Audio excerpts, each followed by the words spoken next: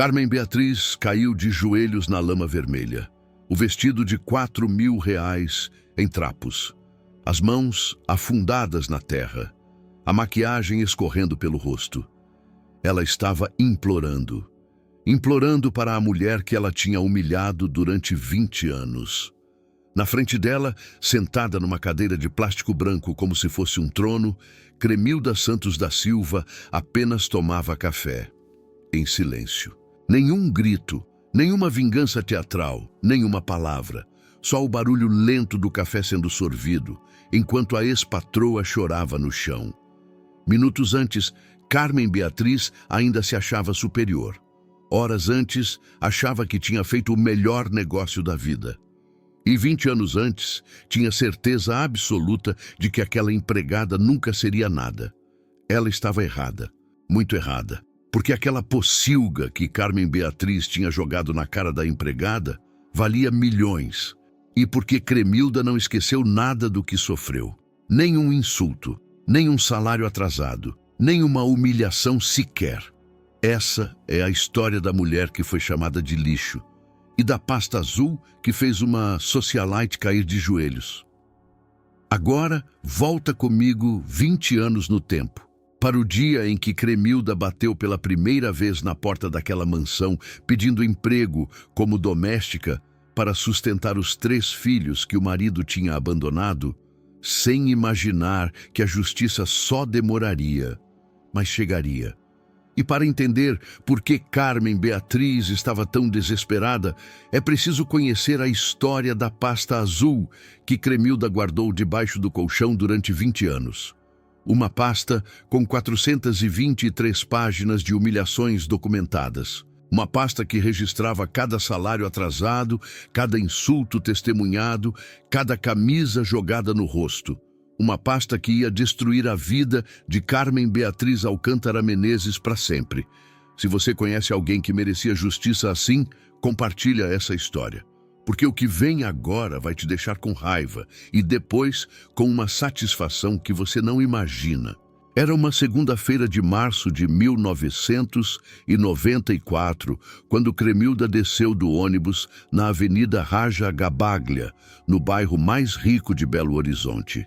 Tinha 38 anos, 3 filhos para criar sozinha e um marido que tinha fugido com a vizinha do apartamento de cima 3 meses antes, deixando apenas dívidas e uma carta de 2 linhas dizendo que precisava encontrar a si mesmo. Cremilda não chorou quando leu a carta. Não tinha tempo para chorar. Joana tinha 12 anos e precisava de material escolar. Marcos tinha 10 e os sapatos já estavam apertados. Luciana tinha 8 e sonhava com uma boneca que custava o salário de uma semana. O anúncio no jornal era simples. Procura-se empregada doméstica com experiência. Apresentar-se com referências. O endereço levou Cremilda até uma mansão de portões dourados. 720 metros quadrados de área construída. Jardim com palmeiras imperiais que pareciam tocar o céu. 3 andares de mármore branco importado da Itália. Cremilda contou os degraus da escada da entrada enquanto subia. 23 degraus. Cada um polido o bastante para refletir o sol da manhã. Ela conseguia ver o próprio rosto no mármore, distorcido como um fantasma. A porta foi aberta por uma mulher de 42 anos, com cabelo loiro platinado, unhas vermelhas como sangue e um olhar que vasculhava Cremilda de cima a baixo, como quem examina mercadoria no açougue. Carmen Beatriz Alcântara Menezes era casada com Otávio Alcântara Menezes, dono de uma rede de concessionárias de carros de luxo que faturava 40 milhões de reais por ano. Ela nunca tinha trabalhado um dia na vida. Nunca tinha precisado. Sua única função era gastar o dinheiro do marido e garantir que todos ao redor soubessem que ela era superior. Essa era a filosofia de Carmen Beatriz. Existiam 2 tipos de pessoas no mundo: os que nasceram para mandar e os que nasceram para obedecer. Empregada doméstica pertencia ao segundo grupo, e quanto mais cedo essa empregada entendesse isso, melhor para todo mundo. Carmen Beatriz mandou Cremilda entrar e sentar em um banquinho de madeira na cozinha. Não ofereceu água. Não perguntou se a viagem tinha sido longa. Apenas sentou em uma cadeira mais alta, cruzou as pernas e começou o interrogatório. Onde tinha trabalhado? Por quanto tempo? Por que tinha saído? Se sabia cozinhar? Se sabia passar roupa de linho sem deixar marca? Se tinha problemas de saúde que impediriam de trabalhar aos domingos? Cremilda respondeu com a cabeça baixa. Precisava do emprego. Seus filhos dependiam dela. No final da entrevista, Carmen Beatriz se levantou, alisou o vestido de seda e disse uma frase que Cremilda jamais esqueceria em toda a sua vida. Disse que empregada doméstica era como cachorro. Dava comida, dava teto e, em troca, recebia obediência absoluta. Disse que se Cremilda entendesse essa regra básica, poderia começar na segunda-feira seguinte. Se não entendesse, era melhor procurar outro lugar. Cremilda engoliu as lágrimas, apertou as próprias mãos até as unhas fazerem marcas na palma e disse que sim, que entendia, que estaria lá na segunda às 5:30 da manhã. O primeiro ano foi o mais difícil. Cremilda acordava às 5 da manhã. Dormia depois da meia-noite, lavava, passava, cozinhava, limpava os 8 quartos, esfregava os 6 banheiros, arrumava a mesa de jantar com toalha de linho branco e talheres de prata. Cuidava do jardim quando o jardineiro faltava. Lavava os carros quando o motorista estava ocupado. Carmen Beatriz tinha 3 filhos. Rodrigo, de 16 anos, que passava por Cremilda como se ela fosse um móvel. Patrícia, de 14, que jogava roupas sujas no chão de propósito só para ver Cremilda se ajoelhar e pegar. E Juninho, de 8 anos, o único que às vezes olhava nos olhos dela e dizia obrigado. O salário era de R$ 600 por mês, menos do que o custo mensal das flores que decoravam a sala de jantar. Menos do que uma única bolsa que Carmen Beatriz comprava em Paris. Um dia, no 3º mês de trabalho, Cremilda cometeu um erro. Deixou uma mancha de gordura na camisa branca preferida do patrão Otávio. A camisa de R$ 800 que ele usava nas reuniões de negócios. Carmen Beatriz estava na sala de estar quando descobriu. Segurou a camisa contra a luz da janela. Examinou a mancha, e o rosto dela ficou vermelho de fúria. Os saltos bateram no mármore como martelos, enquanto ela marchava até a cozinha. Tum, tum, tum. 37 pessoas estavam na casa naquele dia para um almoço de negócios. O jardineiro, o motorista, a cozinheira auxiliar, as 2 faxineiras do fim de semana, 2 encanadores, um eletricista e 29 convidados importantes. Carmen Beatriz entrou na cozinha como um furacão, segurou a camisa com as 2 mãos e jogou no rosto de Cremilda. O tecido branco atingiu a cara dela. A mancha de gordura ficou exatamente sobre o nariz. O cheiro de amaciante se misturou com o gosto das lágrimas que começavam a escorrer. No silêncio que se seguiu, todas as 37 pessoas olharam. Carmen Beatriz disse em voz alta o suficiente para que todos ouvissem que empregada incompetente era pior do que ladra. Ladra pelo menos tinha inteligência. Cremilda era só burra. Algumas pessoas riram. Baixinho, mas riram. Outras olharam para o chão. Ninguém disse nada em defesa de Cremilda. Ela ficou parada por exatamente 4 segundos. 4 segundos que pareceram 400 anos. A camisa ainda sobre o rosto, as lágrimas escorrendo silenciosas. Depois, devagar, sem tremer, Cremilda tirou a camisa do rosto. Disse que ia lavar de novo. E saiu para a lavanderia. Lavou, enxaguou, lavou de novo e de novo. E de novo, até a mancha desaparecer completamente. Naquela noite, sozinha no quartinho dos fundos que era seu alojamento, Cremilda abriu a gaveta do criado mudo. Tirou um caderno de capa azul que tinha comprado na papelaria por R$ 3 e escreveu: Data: 15 de junho de 1994. Evento: camisa jogada no rosto na frente de 37 testemunhas. Nomes presentes que conseguiu identificar. Hora exata, 11h42 da manhã. Essa foi a primeira anotação. Nos 20 anos seguintes, viriam mais de 400. Cremilda não sabia o que ia fazer com aquele caderno. Não tinha plano de vingança. Não tinha estratégia elaborada. Tinha apenas uma intuição: documentar tudo, guardar provas, anotar nomes, datas e horários. Porque um dia, talvez, aquelas páginas pudessem servir para alguma coisa. E ela estava certa. Os anos passaram como água escorrendo pelo ralo, lentos na vivência diária, rápidos quando olhados de longe. Em 2003, 9 anos depois de Cremilda ter começado a trabalhar na mansão, o patrão Otávio morreu de infarto fulminante.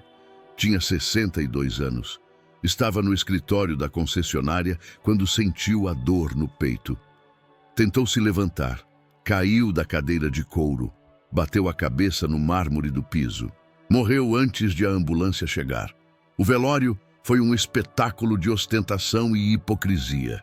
400 pessoas compareceram ao cemitério do Bonfim. Empresários, políticos, socialites, gente que mal conhecia Otávio, mas que queria ser vista no evento social do mês.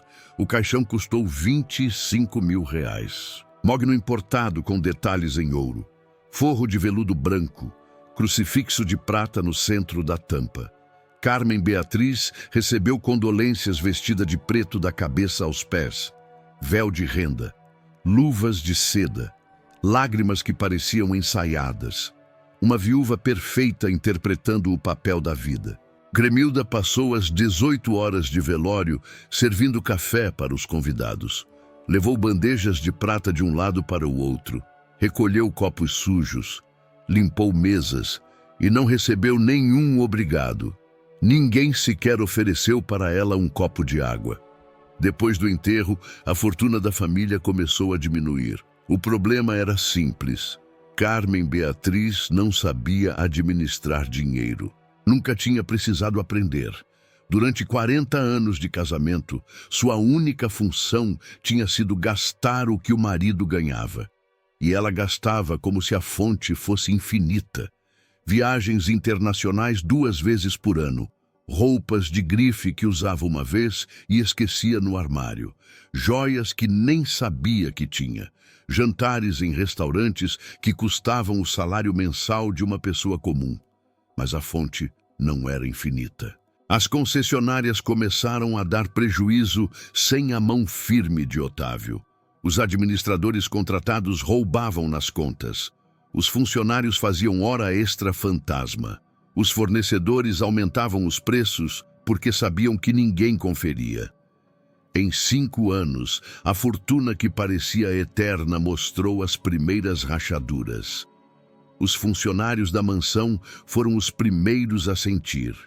Em 2005, o jardineiro foi demitido. Carmen Beatriz disse que o jardim estava bem assim mesmo, que não precisava de tanto cuidado. Em 2007, o motorista recebeu aviso prévio. Carmen Beatriz começou a dirigir ela mesma, batendo o carro 3 vezes em 2 meses. Em 2010, a cozinheira auxiliar foi dispensada. Depois, as 2 faxineiras do fim de semana. Depois, o zelador que cuidava da piscina. Até sobrar apenas Cremilda. Cremilda que agora fazia o trabalho de 6 pessoas. Cozinhava, limpava, lavava, passava, arrumava, consertava, pagava as contas no banco, negociava com os fornecedores, organizava a agenda da patroa, trabalhava das 5 da manhã até 11 da noite, todos os dias, sem folga, sem descanso. E o salário atrasava cada vez mais. Primeiro 1 semana, depois 2, depois 1 mês, depois 3 meses. Depois 6.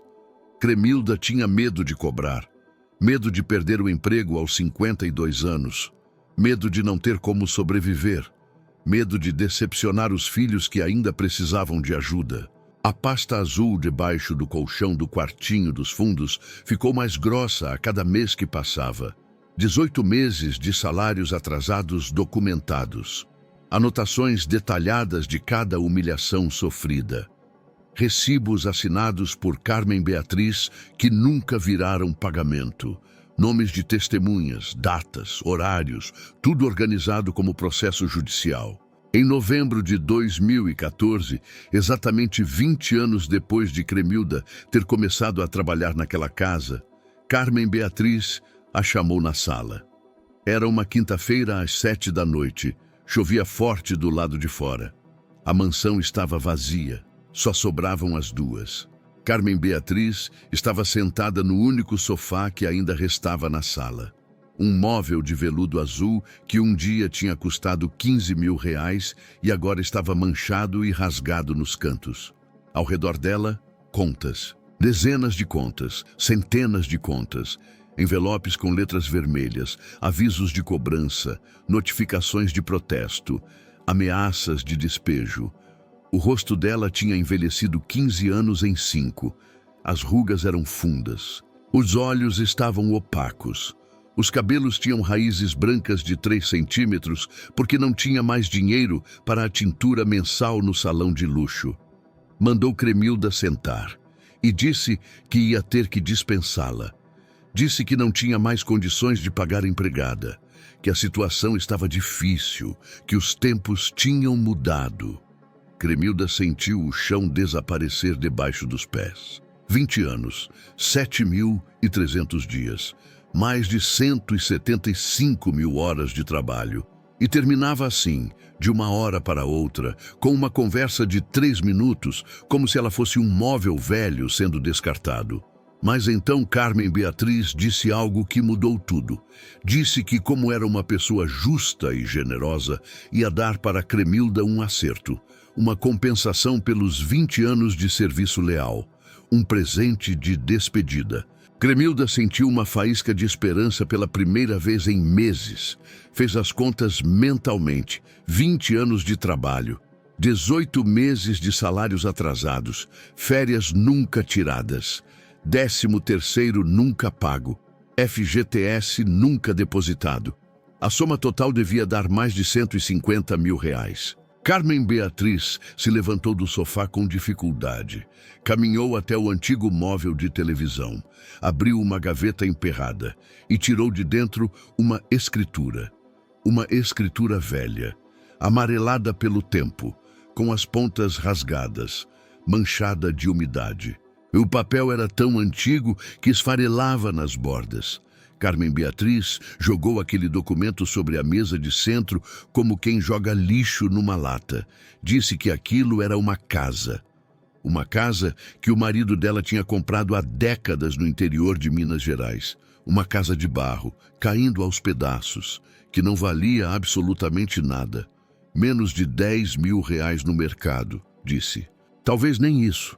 Mas disse que era melhor do que nada e que Cremilda deveria agradecer. Disse que era pegar ou largar, aquela pocilga como quitação total de todos os direitos trabalhistas, ou absolutamente nada, e fez uma ameaça. Disse que se Cremilda recusasse, ou pior, se tentasse processar, ia contar para todo mundo que ela era ladra, que tinha roubado joias da família ao longo dos anos, que tinha desviado dinheiro das compras do mês. Disse que quando acabasse com a reputação de Cremilda, nenhuma família nobre de Belo Horizonte jamais contrataria ela novamente. Cremilda pegou a escritura velha com as mãos tremendo. Leu o endereço numa letra quase ilegível. Rua dos Ipês, número 47, Distrito de Lavras Novas, município de Ouro Preto. Olhou para Carmen Beatriz, para o rosto enrugado da mulher que tinha humilhado ela durante 2 décadas, para os olhos opacos que nunca tinham visto Cremilda como ser humano. Ficou em silêncio por 23 segundos, contou cada um e disse que aceitava. Carmen Beatriz sorriu, um sorriso de vitória, de escárnio, de desprezo absoluto. Disse que sabia que Cremilda ia aceitar. Empregada era assim mesmo, aceitava qualquer migalha que jogassem para ela. No dia seguinte, Cremilda acordou às 5 da manhã pela última vez naquela casa. Arrumou suas coisas em uma mala velha, 3 mudas de roupa, uma bíblia de capa marrom, herdada da mãe, um porta-retrato de plástico com a foto dos 3 filhos quando eram crianças, e a pasta azul de elástico com 20 anos de documentos meticulosamente organizados. Saiu pela porta de serviço, a mesma porta por onde tinha entrado exatamente 20 anos antes. Ninguém disse adeus. Ninguém agradeceu. Ninguém sequer acordou para ver ela ir embora. A viagem até Lavras Novas demorou 4 horas e meia. Cremilda saiu da rodoviária de Belo Horizonte às 6 da manhã de uma terça-feira de novembro. Pegou um ônibus velho da aviação Ouro Preto. 32 paradas ao longo do caminho. Cidades pequenas, vilas esquecidas, estradas esburacadas que faziam o veículo tremer como se fosse desmontar a qualquer momento. Cremilda sentou na janela. Olhou a paisagem passar por 3 horas. Fazendas de gado, plantações de café, montanhas verdes que pareciam não ter fim. Pensou na vida que estava deixando para trás. 20 anos de trabalho. 7.300 dias acordando antes do sol, milhares de refeições preparadas, milhões de passos dados limpando aquela mansão, e tudo o que tinha para mostrar era uma escritura amarelada de uma casa caindo aos pedaços.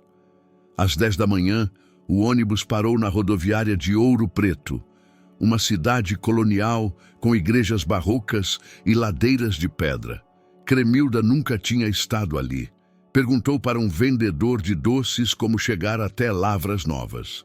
O vendedor apontou para uma van branca estacionada do outro lado da praça. Disse que era o único transporte até o distrito. Saía ao meio-dia. Custava R$ 15. Cremilda esperou 2 horas sentada em um banco de madeira. Comprou um pão de queijo por R$ 3.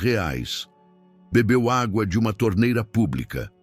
A van saiu ao meio-dia em ponto. 8 passageiros. Estrada de terra vermelha. Poeira entrando pela janela quebrada que não fechava direito. A viagem até Lavras Novas demorou mais 1 hora e meia. Curvas fechadas. Buracos que faziam o carro saltar. Uma ponte de madeira sobre um riacho que parecia não aguentar o peso do veículo. Lavras Novas era um distrito minúsculo, 40 casas no máximo, uma igreja pequena, um bar, uma venda que vendia de tudo um pouco e muita terra vermelha. Cremilda desceu da van às 2 da tarde. Perguntou onde ficava a Rua dos Ipês. O motorista apontou para uma trilha de terra que subia o morro. Disse que era mais ou menos 2 quilômetros morro acima. Disse também que ninguém morava lá, que a casa estava abandonada há décadas. Cremilda agradeceu, pegou sua mala velha e começou a subir. 2 horas de caminhada, sol de 40 graus, poeira que entrava nos olhos e no nariz, mato alto dos 2 lados da trilha. Cremilda parou 3 vezes para descansar. As pernas já não tinham a força de antes. Os 58 anos pesavam como chumbo. Quando finalmente chegou ao endereço da escritura, às 4 da tarde, achou que tinha errado de lugar. Na frente dela havia algo que mal podia ser chamado de casa. Uma construção de barro vermelho que tinha visto dias melhores. Muito melhores. Paredes rachadas de cima a baixo. Telhado de telhas coloniais que tinha afundado no meio. Mato alto crescendo por todos os lados, quase engolindo a estrutura. Um buraco onde deveria existir a porta, uma janela sem vidro, um chão de terra batida visível de fora. Cremilda largou a mala no chão, sentou em uma pedra grande que ficava na frente do terreno e chorou. Chorou alto, sem vergonha, sem se preocupar se alguém ia ouvir.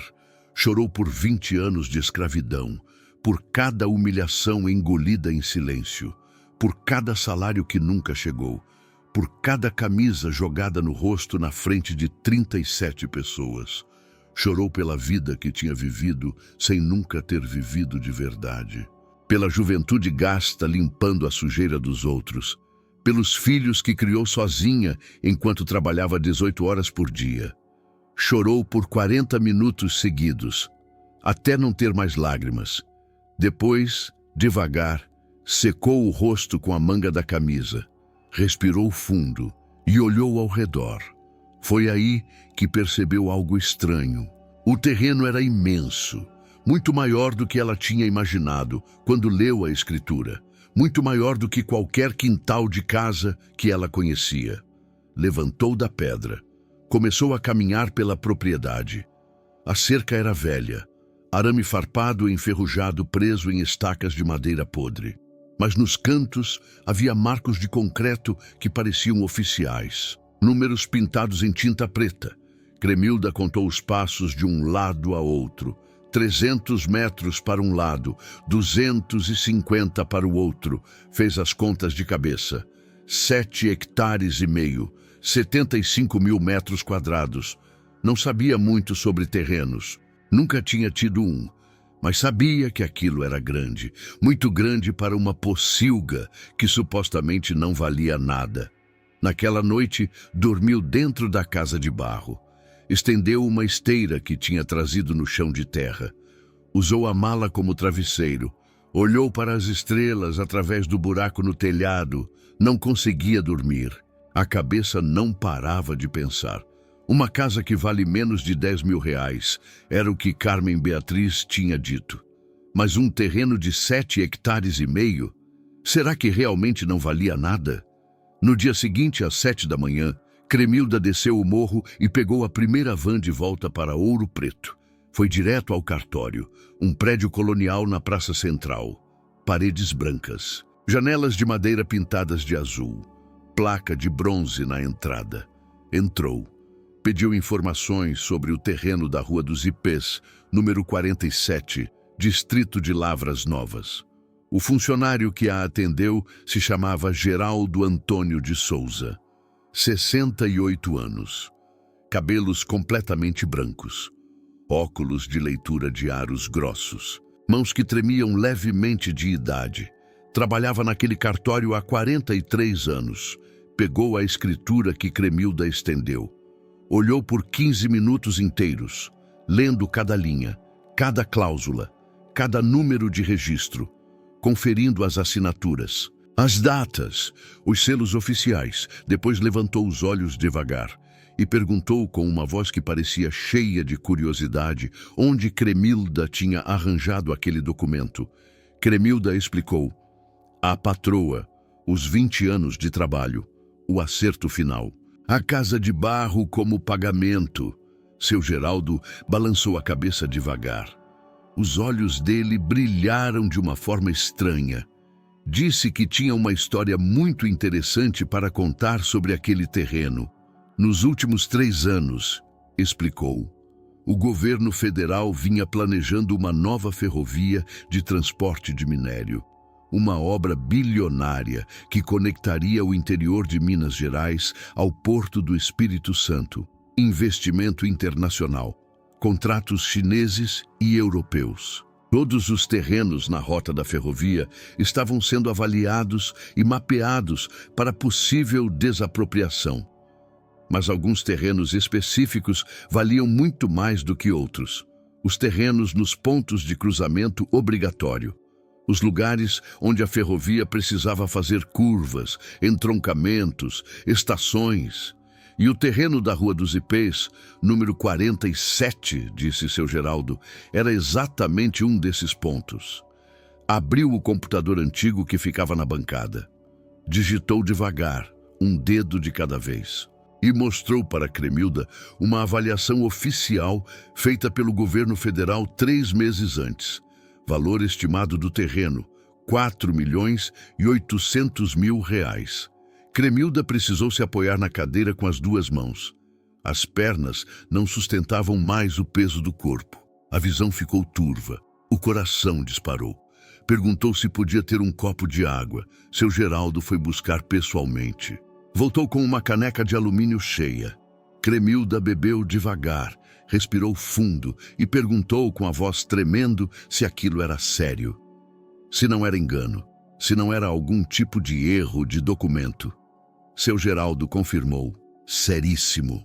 O documento era oficial. A avaliação era real. E se Cremilda quisesse vender, tinha uma fila de interessados. Naquela noite, Cremilda voltou para a casa de barro. Dormiu olhando as estrelas pelo buraco no telhado. Mas dessa vez não chorou. Sorriu. No dia seguinte, às 7h15 da manhã, Cremilda ligou para a filha Joana em Belo Horizonte. A voz tremia tanto que mal conseguia formar as palavras.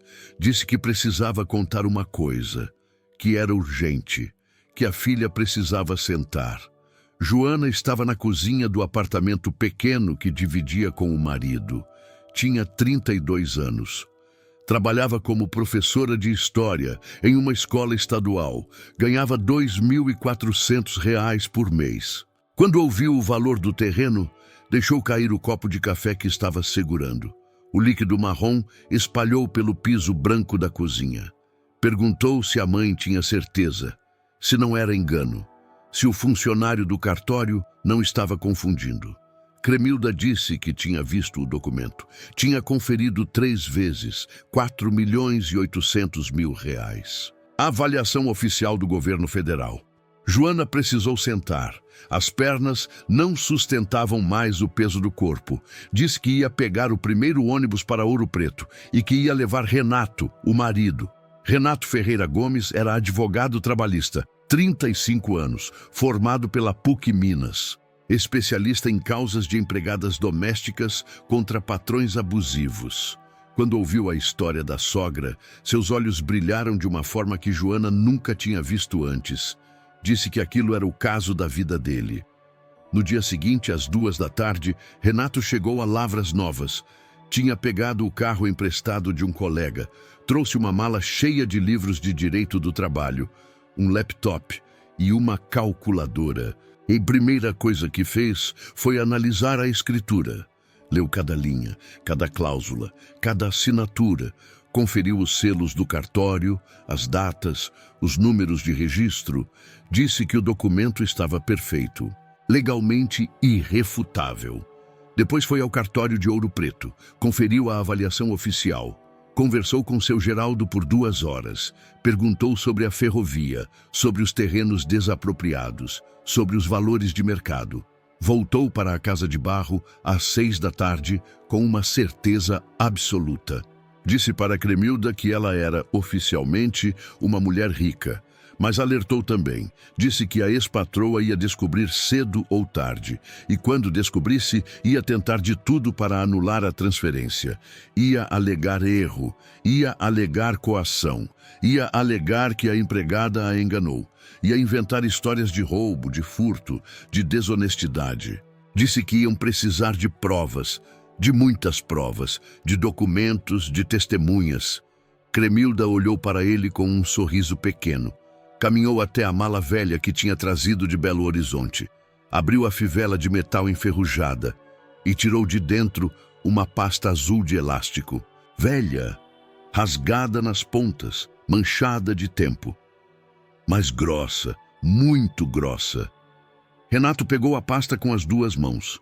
Abriu devagar, como quem abre um tesouro. Dentro havia 423 páginas de documentos. Recibos de salários assinados por Carmen Beatriz que nunca foram pagos. Anotações detalhadas com datas, horários e nomes de testemunhas. Cópias de cheques que a patroa tinha dado e depois cancelado alegando falta de fundos. Fotografias de machucados que Cremilda tinha sofrido enquanto trabalhava. Contratos de trabalho não assinados que provavam a informalidade do emprego.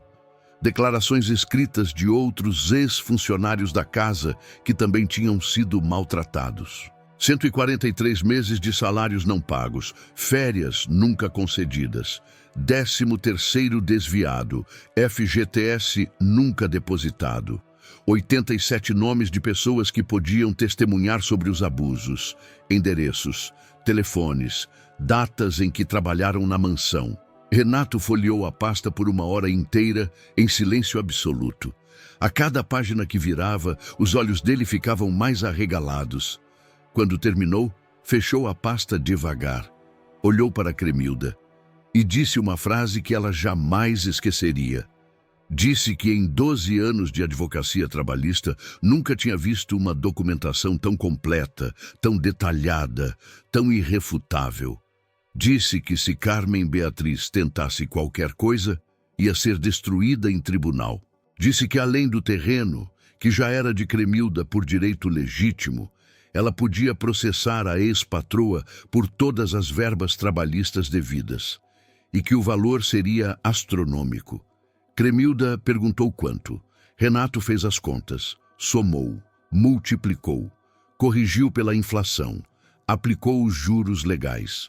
Disse que o valor estimado era de R$780 mil, mais danos morais, mais correção monetária, total que podia chegar a R$820 mil. Cremilda precisou sentar de novo. R$820 mil, além dos quase 5 milhões do terreno. Nos dias seguintes, Renato trabalhou como nunca tinha trabalhado na vida. Primeiro, registrou a escritura definitivamente no nome de Cremilda. Pagou as taxas do próprio bolso. O documento foi carimbado, selado e arquivado em tempo recorde. Depois, contratou um engenheiro independente para fazer uma nova avaliação do terreno. Um especialista em geologia e mineração que trabalhava com empresas internacionais. O engenheiro passou 3 dias analisando a propriedade. Coletou amostras de solo, fez medições. Consultou mapas geológicos. O resultado veio em uma semana, R$5.200.000, 400 mil a mais do que a avaliação inicial. A notícia começou a se espalhar. Primeiro no cartório, depois na cidade, depois na região. Uma semana depois, uma mineradora chinesa entrou em contato. Disse que tinha interesse no terreno, que a ferrovia ia passar exatamente por ali, que precisavam daquele terreno para construir um entroncamento. A primeira oferta foi de R$6 milhões. Renato orientou Cremilda a recusar. A mineradora voltou 3 dias depois. Segunda oferta, R$6,5 milhões. Cremilda, seguindo o conselho de Renato, recusou de novo. A terceira oferta veio uma semana depois, R$7 milhões. Os representantes da empresa pareciam ansiosos. Disseram que era a oferta final. Renato disse para Cremilda esperar mais um pouco. 2 dias depois, a quarta oferta chegou. R$7.200.000 à vista. Depósito em conta corrente, sem impostos por parte do vendedor. A mineradora cobriria todas as taxas e custos legais. Dessa vez, Renato disse que podia aceitar. O contrato foi assinado em uma sexta-feira ensolarada de novembro. Cremilda usava um vestido simples de algodão que tinha comprado por R$40 na feira de Ouro Preto. Não tinha maquiagem, não tinha joias. Apenas um par de brincos de ouro que tinham pertencido à mãe dela. A caneta tremia na mão, enquanto ela assinava o documento de 53 páginas. R$7.200.000, depositados, na conta dela. Conta que ela tinha aberto uma semana antes. A primeira conta bancária da vida dela, aos 58 anos de idade. E em Belo Horizonte, Carmen Beatriz Alcântara Menezes ainda não sabia de absolutamente nada. Na mesma semana em que Cremilda assinava o contrato de venda, a ex-patroa estava almoçando em um restaurante francês no bairro de Lourdes com uma amiga de infância. O restaurante se chamava Le Petit Château, era o mais caro de Belo Horizonte. Reservas com 3 meses de antecedência. Menu degustação de R$400 por pessoa. Carmen Beatriz pediu champanhe Veuve Clicquot para começar. R$120 a taça. Depois, lagosta grelhada com manteiga de ervas. R$240 o prato. De sobremesa, um petit gâteau de chocolate belga com sorvete de baunilha. R$80. Estava no meio da sobremesa, rindo de uma fofoca sobre uma conhecida que tinha perdido dinheiro na bolsa quando o telefone tocou. Era Rodrigo, o filho, O mesmo Rodrigo que usava cocaína escondido e devia dinheiro para meio mundo. A voz dele estava estranha, nervosa, tremida. Perguntou se a mãe lembrava daquele terreno no interior de Minas. Aquele que o pai tinha comprado nos anos 80 por quase nada. Aquele que ela tinha dado para a empregada doméstica como acerto de contas. Carmen Beatriz disse que lembrava vagamente. Perguntou por que aquilo importava agora. Rodrigo disse que tinha acabado de ver no jornal online uma matéria sobre os terrenos desapropriados para a nova ferrovia de minério e que o terreno da Rua dos Ipês, número 47, distrito de Lavras Novas, estava na lista, com valor estimado de mais de 5 milhões de reais. O garfo de prata caiu no prato de porcelana francesa com um tinido que fez todos no restaurante olharem para a mesa. O champanhe que ainda estava na boca de Carmen Beatriz desceu pelo caminho errado. Ela engasgou, tossiu, ficou vermelha. A amiga perguntou o que tinha acontecido, mas Carmen Beatriz não conseguia responder, não conseguia falar, não conseguia pensar em nada além de uma única coisa. Tinha dado 5 milhões de reais para a empregada doméstica. 5 milhões de reais para a mulher que ela chamava de cachorro. 20 minutos depois, ainda tremendo, com a maquiagem borrada pelas lágrimas de desespero, Carmen Beatriz ligou para o advogado da família. Perguntou se tinha como anular uma doação, se tinha como alegar que a empregada a enganou, se tinha algum jeito legal, qualquer jeito, de recuperar aquele terreno. O advogado fez silêncio por alguns segundos.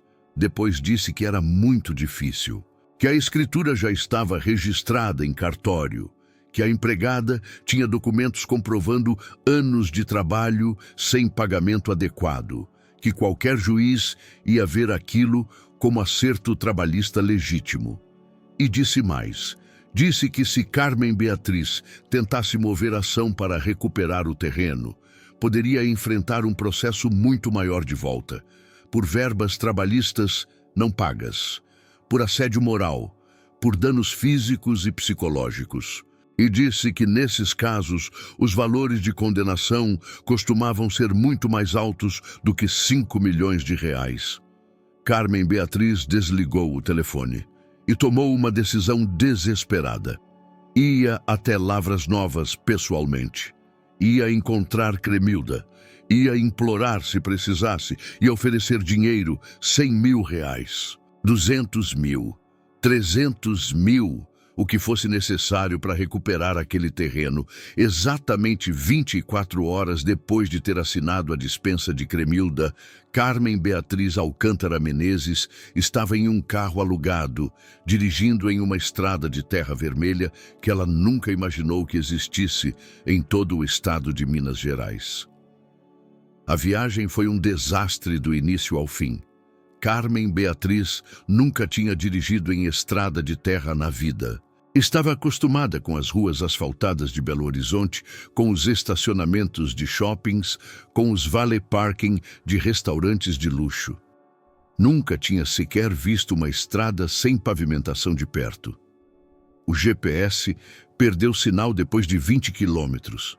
A tela do celular mostrava apenas um ponto azul no meio de um vazio verde. Ela errou o caminho na primeira bifurcação, depois na segunda, depois na terceira. Cada vez que voltava, o sol avançava mais no céu. Às 3 da tarde, ouviu um estouro. O pneu dianteiro esquerdo tinha furado em uma pedra pontiaguda.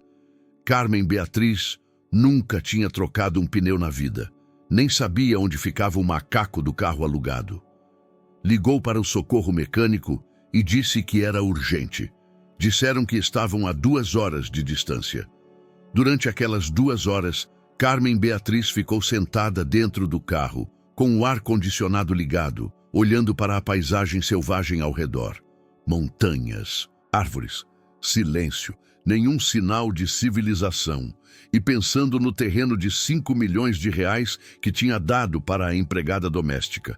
O mecânico chegou às 5 da tarde, trocou o pneu em 10 minutos, cobrou 200 reais em dinheiro, não aceitava cartão. Carmen Beatriz não tinha R$ 200 em dinheiro. Precisou transferir pelo celular, mas o sinal estava fraco. Levou mais 15 minutos para completar a transação.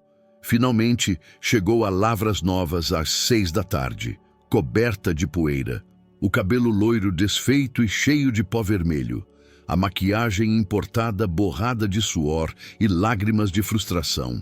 O vestido branco de grife com manchas de terra nos joelhos de quando tinha tentado verificar o pneu. Quando finalmente encontrou o endereço, viu uma cena que a fez parar o carro no meio da estrada e ficar olhando em silêncio por quase 1 minuto inteiro. Na frente da casa de barro, havia uma mesa de plástico branco com 4 cadeiras. Sentados, tomando café como se estivessem em uma varanda de mansão de luxo, estavam 3 pessoas. Cremilda, com um vestido simples azul e um coque no cabelo grisalho. A filha Joana, que Carmen Beatriz reconheceu imediatamente como a menina que ia visitar a mãe, às vezes na mansão. E um homem de terno escuro que Carmen Beatriz não conhecia. Renato, o advogado especializado em direito trabalhista. Cremilda viu o carro se aproximar. Reconheceu a BMW alugada. Reconheceu o rosto da ex-patroa através do para-brisa. E não moveu um músculo. Não levantou. Não falou nada. Apenas tomou mais um gole de café da caneca de alumínio amassada. Carmen Beatriz desceu do carro cambaleando. Os saltos Louboutin de 15 centímetros afundaram imediatamente na terra vermelha úmida. Ela tropeçou, quase caiu. Apoiou-se na porta do carro por alguns segundos para recuperar o equilíbrio. O vestido branco de grife italiana, que tinha custado R$ 4.000, já estava manchado de lama vermelha. A bolsa Hermès de couro de crocodilo pendia do ombro como um peso morto. O colar de pérolas que ela nunca tirava parecia completamente fora de lugar naquele cenário rural. Carmen Beatriz deu 3 passos desajeitados na direção da mesa. Parou a 3 metros de Cremilda. Olhou para a mulher que tinha servido ela durante 20 anos e pela primeira vez na vida não sabia o que dizer. A voz saiu tremida, fraca, quase suplicante. Disse que precisava conversar, que tinha acontecido um engano terrível, que não sabia do valor real do terreno quando fez o acordo de dispensa, que estava disposta a compensar a diferença. R$ 100.000, 200 mil, 300 mil por aquele terreno que não parecia valer nada antes. Cremilda tomou mais um gole de café. O vapor subiu da caneca de alumínio amassada. Ela olhou para Carmen Beatriz com uma expressão que a ex-patroa nunca tinha visto antes. Calma, segura, sem medo, sem submissão. E disse uma única frase. Disse que o café dela estava esfriando. Carmen Beatriz piscou. Não entendeu. Repetiu a oferta com mais urgência na voz. 400 mil, 500 mil, todo o dinheiro que tinha na conta. Só precisava daquele terreno de volta. Qualquer coisa para resolver aquela situação. Cremilda continuou em silêncio, olhando para a ex-patroa com aquela expressão inabalável. Foi quando Renato se levantou da cadeira. Ajustou a gravata do terno escuro e se apresentou em tom profissional, calmo, mas firme. Disse que era Renato Ferreira da Costa, advogado especializado em causas trabalhistas e genro da senhora Cremilda, e que tinha algumas informações importantes para compartilhar. Primeiro, disse que o terreno da Rua dos Ipês, número 47, já tinha sido vendido para a mineradora Atlântica do Brasil S.A. por R$ 7.200.000, à vista. O contrato tinha sido assinado naquela manhã. O dinheiro já estava na conta de Cremilda. Segundo, disse que qualquer tentativa de contestação jurídica da doação ou da venda ia resultar em uma contra-ação trabalhista, com base em 20 anos de documentos guardados meticulosamente, cujo valor estimado era de R$ 820.000 adicionais. Carmen Beatriz sentiu as pernas cederem. O mundo girou. O chão pareceu se mover. O ar sumiu dos pulmões. caiu de joelhos na terra vermelha. As meias de seda rasgaram nos pedregulhos. As mãos se apoiaram no chão úmido, afundando na lama até os pulsos. As lágrimas escorreram pelo rosto envelhecido, levando o que restava da maquiagem importada. Implorou, soluçou. Disse que sem aquele dinheiro ia perder a mansão, que as dívidas estavam destruindo ela, que os filhos tinham abandonado ela, que não tinha mais ninguém, que precisava daquele terreno para sobreviver. Disse que sentia muito, que tinha errado, que tinha sido injusta, que pedia perdão por tudo, por 20 anos de humilhação, por cada salário atrasado, por cada xingamento nas costas, por cada camisa jogada no rosto, por cada vez que tratou Cremilda como menos que nada. Cremilda ficou em silêncio por exatamente 3 minutos. Joana contou no relógio. O mesmo tempo que Cremilda tinha ficado parada com a camisa suja na cara 20 anos antes, na frente de 37 pessoas. Depois, devagar, se levantou da cadeira de plástico branco. Ajustou o vestido azul simples. Caminhou até Carmen Beatriz, que ainda estava ajoelhada na lama, e olhou de cima para baixo, pela primeira vez na vida. Disse que durante 20 anos, Carmen Beatriz tinha tratado ela como lixo, como animal, como móvel que fala, como menos que nada. Disse que durante 20 anos, Cremilda tinha guardado tudo.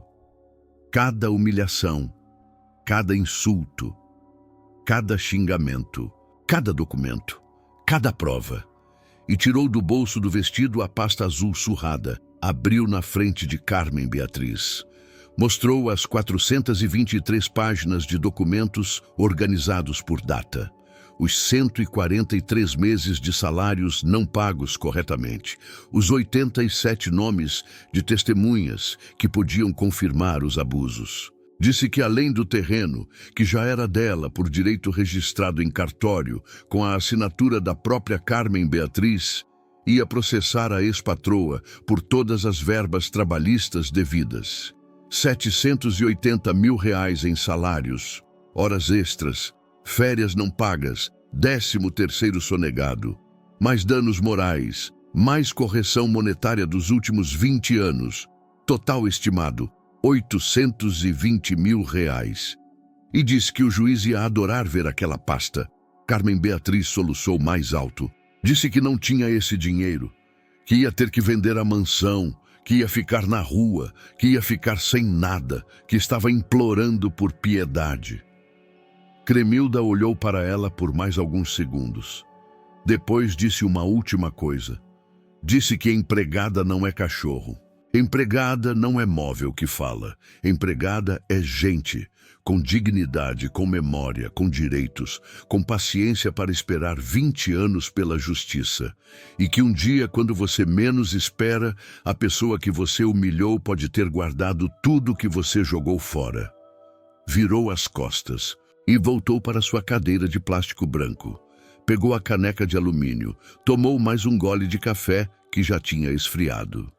Carmen Beatriz ficou de joelhos na lama por mais 15 minutos, chorando sozinha. O vestido de grife de 4 mil reais completamente destruído. Os saltos Louboutin de 1.500 euros afundados na terra vermelha. A bolsa Hermès jogada no chão, coberta de lama. Ninguém a ajudou a levantar.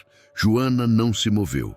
Renato continuou sentado e Cremilda não olhou para trás nenhuma vez. Quando finalmente conseguiu se levantar, com as pernas tremendo e o rosto coberto de lágrimas e lama, Carmen Beatriz caminhou de volta para o carro alugado. Entrou, fechou a porta e ficou olhando para a casa de barro por mais alguns minutos. A mesma casa que ela tinha chamado de pocilga, de lixo, de menos que nada. A mesma casa que agora valia 7 milhões de reais. Ligou o motor e foi embora sem olhar para trás. Mas espera, ainda falta contar o que Cremilda fez com os 7 milhões e 200 mil reais. E quando você souber onde ela investiu cada centavo daquele dinheiro, vai entender por que essa história mudou a vida de mais de 300 pessoas. Se essa história está te emocionando, deixa teu like agora e se inscreve no canal para não perder o final. 6 meses depois do confronto em Lavras Novas, as coisas tinham mudado completamente. O processo trabalhista foi julgado em tempo recorde. O juiz, depois de ver a pasta azul com todos os documentos, condenou Carmen Beatriz a pagar R$820 mil em verbas trabalhistas, danos morais e correção monetária. Como ela não tinha esse dinheiro, a mansão de 700 metros quadrados em Belo Horizonte foi penhorada e leiloada. Uma casa que um dia tinha valido 3 milhões foi vendida por 1.800.000. O dinheiro pagou Cremilda, outros ex-funcionários que também processaram, e advogados. Carmen Beatriz, aos 63 anos, foi morar em uma kitnet de 40 metros quadrados num bairro de classe média baixa. Sem empregada, sem carro, sem joias. Os filhos... Rodrigo tinha fugido para Portugal para escapar de outras dívidas. Patrícia cortou contato com a mãe, dizendo que era vergonha demais. Juninho tinha morrido 4 anos antes. Carmen Beatriz estava sozinha. E Cremilda? Com o dinheiro da venda, comprou uma casa confortável para si, uma para cada filho. Pagou a faculdade dos 5 netos. Fez uma viagem de 15 dias para conhecer o mar pela primeira vez aos 59 anos. E ainda sobrou dinheiro. Muito. Com o que restava, Cremilda fundou a Associação das Trabalhadoras Domésticas de Minas Gerais. Alugou um escritório. Contratou 3 advogados especializados em direito trabalhista. Montou uma linha de atendimento para receber denúncias. A sede da associação foi instalada na Casa de Barro, restaurada em Lavras Novas. As paredes foram reconstruídas, o telhado refeito, pintada de branco com janelas azuis. Na frente, uma placa de bronze com uma frase simples. A placa dizia: "Esta casa foi símbolo de desprezo. Hoje é símbolo de dignidade, dedicada a todas as Cremildas do Brasil." Em 2 anos, a associação ajudou 352 trabalhadoras domésticas a receberem seus direitos. Recuperaram mais de 4 milhões de reais em verbas sonegadas por patrões abusivos. Cremilda virou símbolo, deu palestras, apareceu em jornais, foi entrevistada na televisão nacional, recebeu homenagem na Câmara dos Deputados. E a patroa? Um dia, 5 anos depois de tudo, Cremilda a viu por acaso em um shopping de Belo Horizonte. Sentada sozinha em um banco do corredor, cabelo completamente branco, roupas simples de brechó, olhando para o nada com olhos vazios. Cremilda poderia ter passado direto, poderia ter fingido que não viu, mas não. Caminhou até ela, sentou ao lado e ficou em silêncio por 1 minuto. Carmen Beatriz a reconheceu. Ficou rígida, esperando gritos, insultos, xingamentos. Mas Cremilda apenas disse uma coisa. Disse que esperava que Carmen Beatriz tivesse aprendido algo com tudo aquilo. Que esperava que tratasse as pessoas com dignidade de agora em diante. Que a vida tinha uma forma estranha de cobrar as contas. E desejou paz. Depois levantou e foi embora. Carmen Beatriz ficou naquele banco por mais de 1 hora, chorando baixinho, sozinha, no meio de um shopping movimentado onde ninguém a conhecia. E foi assim que uma empregada doméstica de 58 anos, que um dia recebeu uma casa de barro como pagamento por 20 anos de trabalho, provou que a paciência vence a arrogância, que a organização vence o descaso, que a memória vence o tempo e que nunca, jamais, você deve subestimar alguém só porque ela usa uniforme de trabalho. Porque essa pessoa pode estar guardando em uma pasta azul debaixo do colchão tudo que você achou que não valia nada. E um dia, quando você menos esperar, ela vai usar.